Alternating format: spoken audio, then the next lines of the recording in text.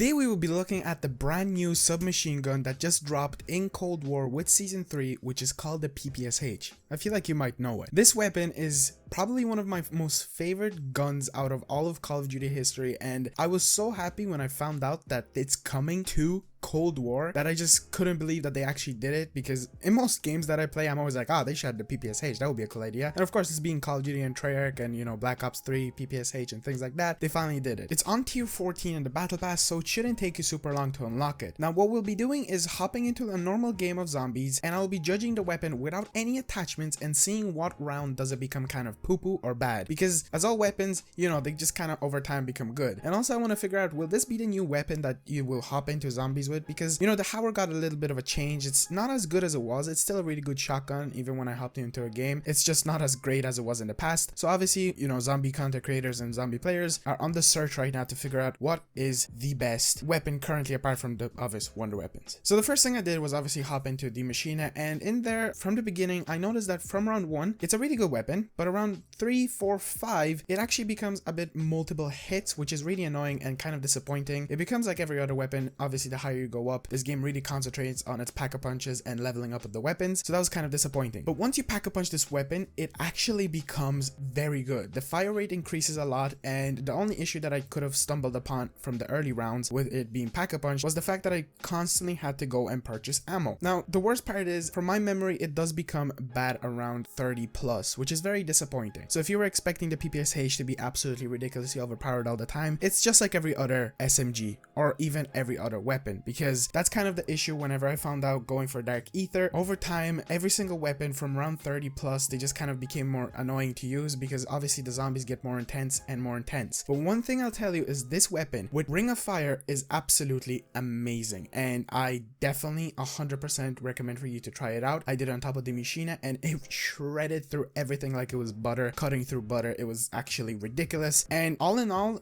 going into, let's say, Outbreak, which I did as well with attachments that I tried to obviously improve the submachine gun, I put on a drum mag, which is the first one you unlock, and it's cool, but it makes the weapon really slow, and obviously it does have a really huge amount of ammunition then, so you don't have to really worry about the ammo and things like that with that. All in all, this is a pretty good weapon. The Ppsh, I'm probably going to use it the most out of all. I'm going to try to get around 100 and things like that, and you might think, I judged the submachine gun or the Ppsh just off of getting it up to round 30 and would it go past it, but that's the thing. I had it fully pack-a-punched and gold rarity or orange rarity, and I wanted to, you know, see when it becomes bad, and the reason I stopped was because I died. And why? Because it wasn't killing them as much. Now one thing I will tell you is actually be close up to the zombies with this. Obviously this is a submachine gun, so that should be a bit obvious. It's like a shotgun. If you're closer, the better it is. It's still one of my favorite weapons, and I will definitely get a Dark Ether, get a Diamond, Plague Diamond, Dark Matter on it. I will use this weapon so much that I will just probably build up a ridiculous amount of kills, because I just love it. I love the look of it, I love the sound of it, and just